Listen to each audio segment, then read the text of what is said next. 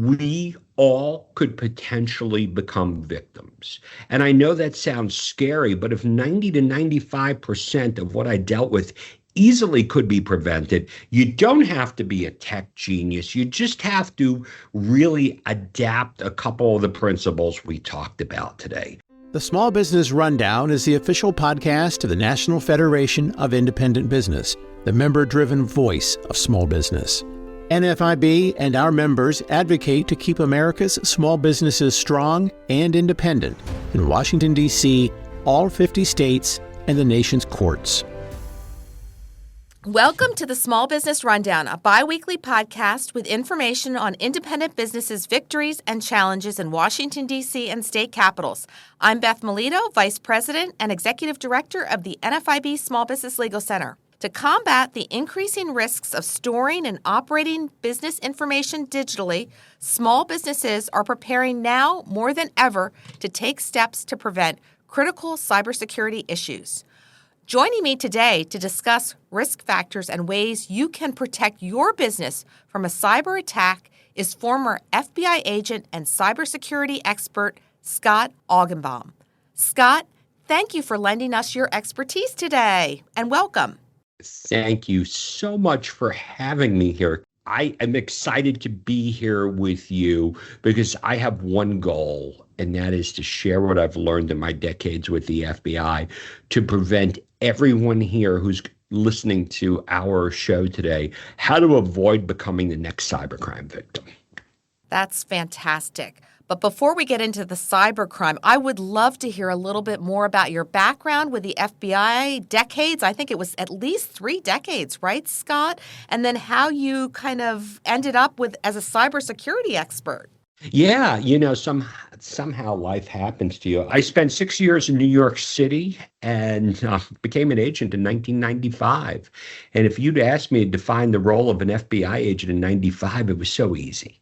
Bad people were doing bad things to good people, and I worked with state and local cops, and we put bad guys in jail.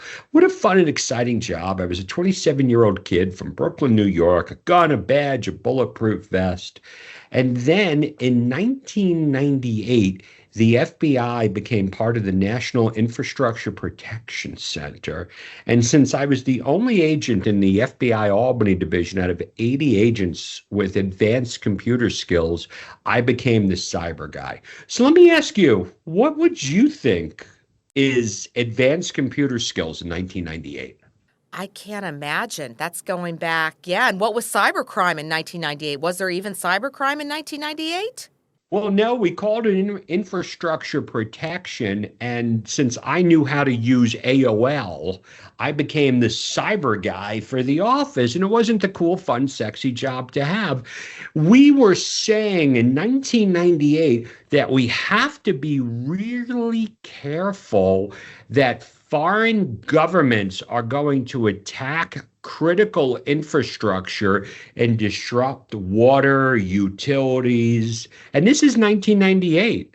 Does it kind of sound familiar with what's going on in the world today?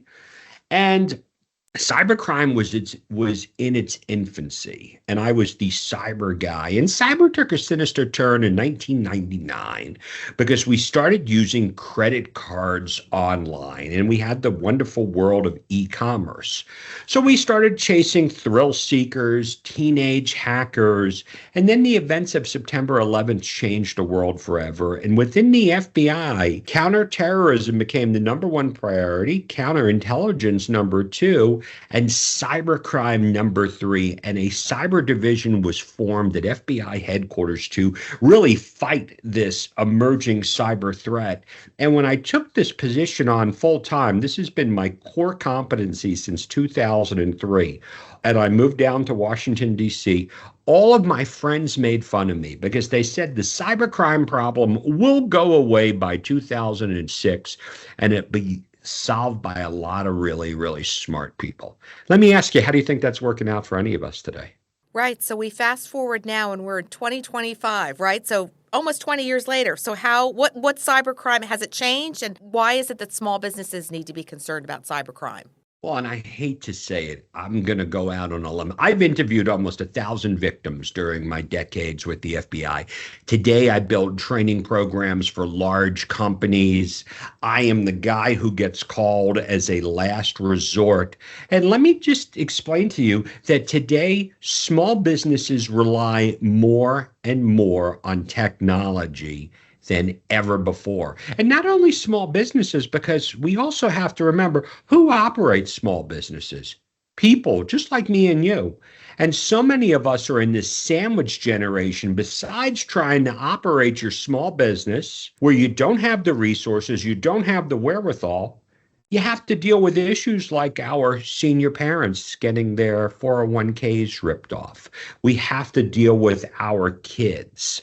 So as the cyber criminals are starting, as large organizations are starting to lock themselves down with different types of technology, the bad guys are going after the smaller organizations, and they're going after people. And that's really what I want to focus on today, because I really want to focus on what I've learned and how everybody can take steps, because I don't want people to go like this.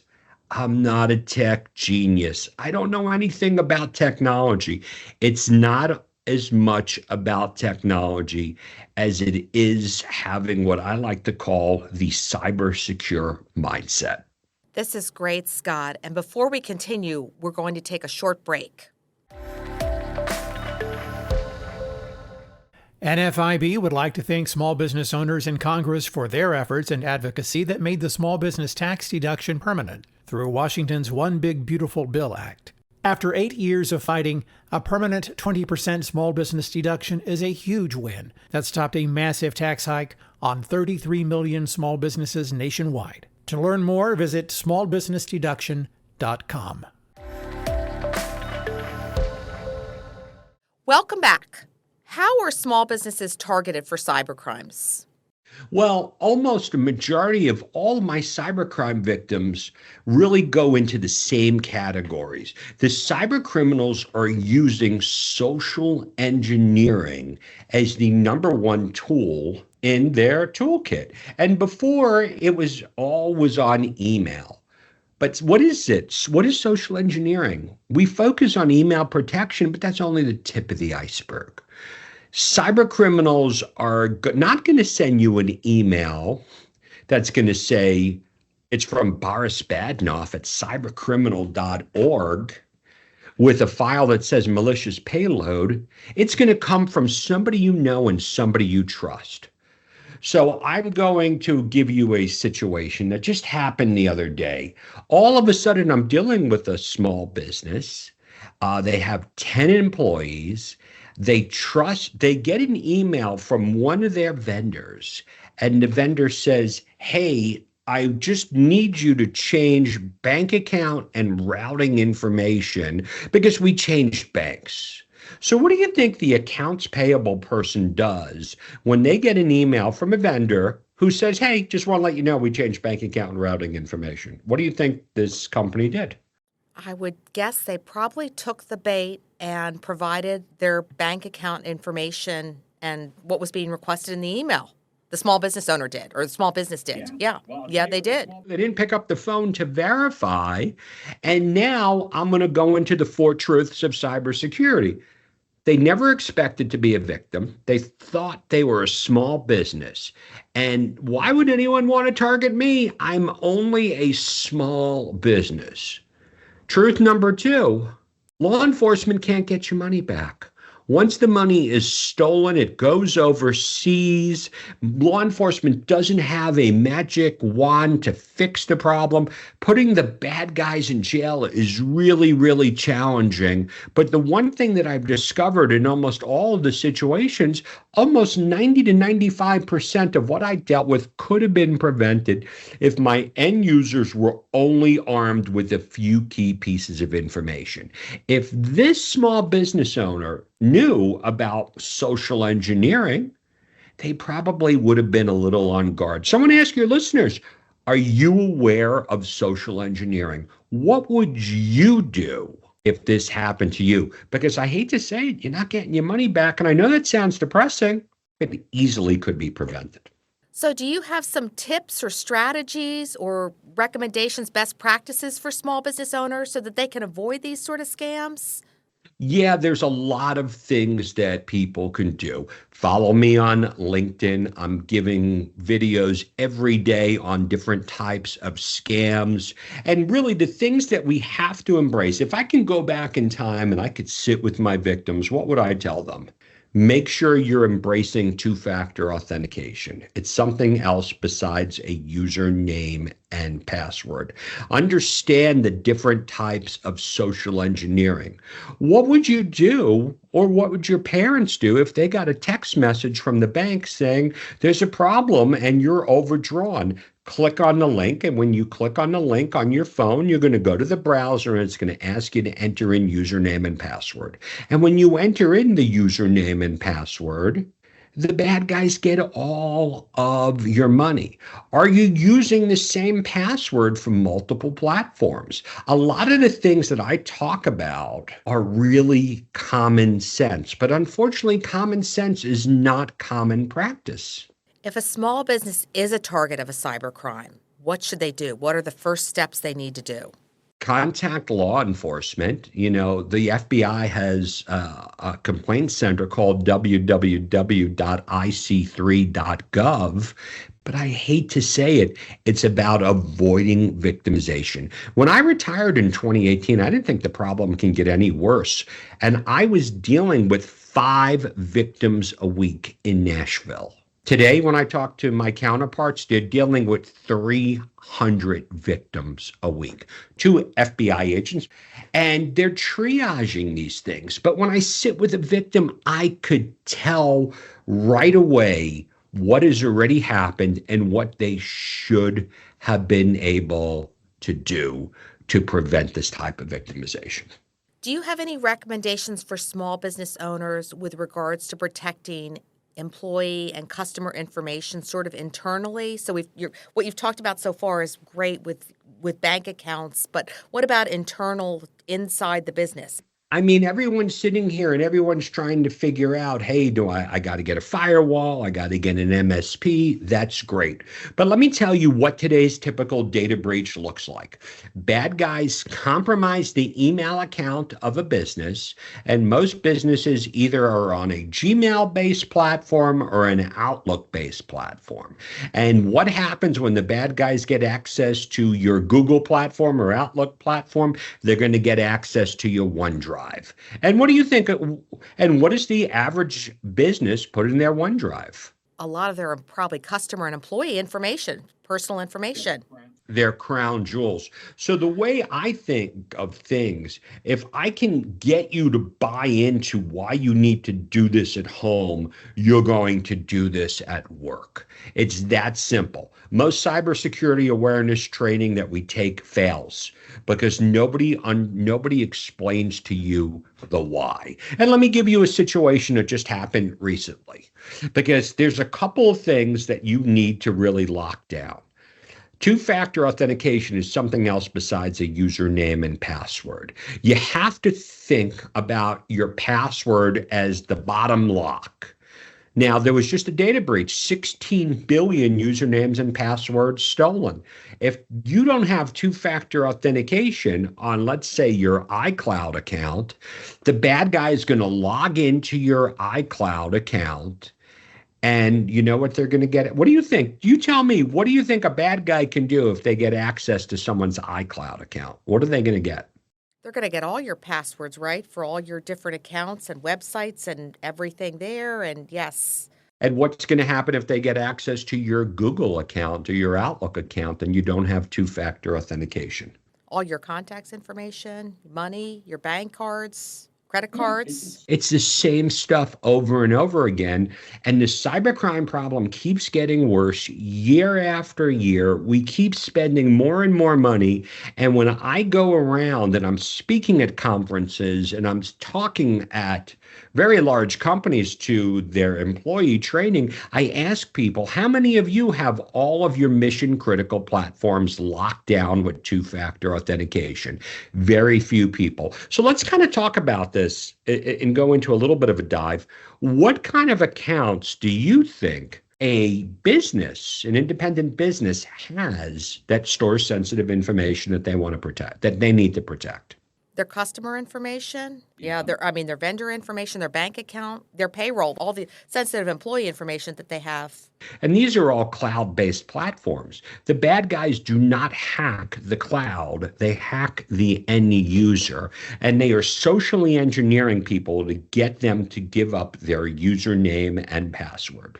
Scott, before we wrap it up here today, you mentioned doing employee training. So I wonder if we could just touch a little bit on the importance of business owners having a conversation with their employees about, and getting employee buy-in on how important this is. Yeah, it's so important. And to me, this is really a very large gap in the marketplace because people are talking about things that apply to work. We have to learn that we all could potentially become victims. And I know that sounds scary, but if 90 to 95% of what I dealt with easily could be prevented, you don't have to be a tech genius. You just have to really adapt a couple of the principles we talked about today, such as understanding social engineering is the number one tool in the cybercriminals tool belt. We have to realize that we can't use the same password from multiple platforms. We have to have separate passwords. We need to embrace two-factor authentication. And for everyone out here today, we need to freeze our credit because there's so many names, dates of birth, and social security numbers that are on the dark web. Those concepts that I just talked about right now, still to this day, are most of my victimizations. Every once in a while, something will happen and be like, whoa, the antivirus didn't pick this up. But the thing that I want to get across today is the level of sophistication that is required by an adversary to pull off, to destroy your business is very minimal. Before we sign off here today, is there anything else that we haven't covered that you want to touch on? I wrote a book called The Secret to Cybersecurity. I've put this together, and for your first 25 people who contact me, I'm going to give them the audio copy of my book, and we'll figure out how they do that. But my book is called The Secret to Cybersecurity, a simple plan to protect your family and business from cybercrime. I've identified patterns of victimization over the years. I've interviewed 1,000 people. I still deal with them every day. Now, identifying patterns is one thing, but I've come up with strategies that if you'll follow, and here's the best thing, there's really no cost to really staying safe. I'm not saying you don't need to spend money, but if you don't do what I tell you to do, it doesn't matter how much money you spend. Scott, thank you so much for that generous offer regarding your book, and we will include information in our show notes so that listeners can reach out to you to take advantage of that. And as you said before, too, there are some simple strategies that business owners can adopt to protect the business, their employees, and their customers. So great advice here. Thank you so much for joining us here today. It was my pleasure. Thank you so much for having me on. You can watch a free NFIB webinar featuring Scott for even more information on cybersecurity at the link in this episode's show notes. If you have further questions related to cybersecurity, please email the NFIB Small Business Legal Center at info@nfib.org. If there's anything you'd like us to cover on the podcast, go ahead and send us an email at podcast@nfib.org. Now I want to thank you, the listeners, for joining us on today's Small Business Rundown. We'll be back every 2 weeks bringing you news and analysis from Washington, D.C. and state capitals so that you, whether you're a business owner or supporter of one, can continue to blaze a trail. The Small Business Rundown is brought to you by NFIB, the voice of small business. You can find us at nfib.com and on Twitter, Facebook, Instagram, and LinkedIn.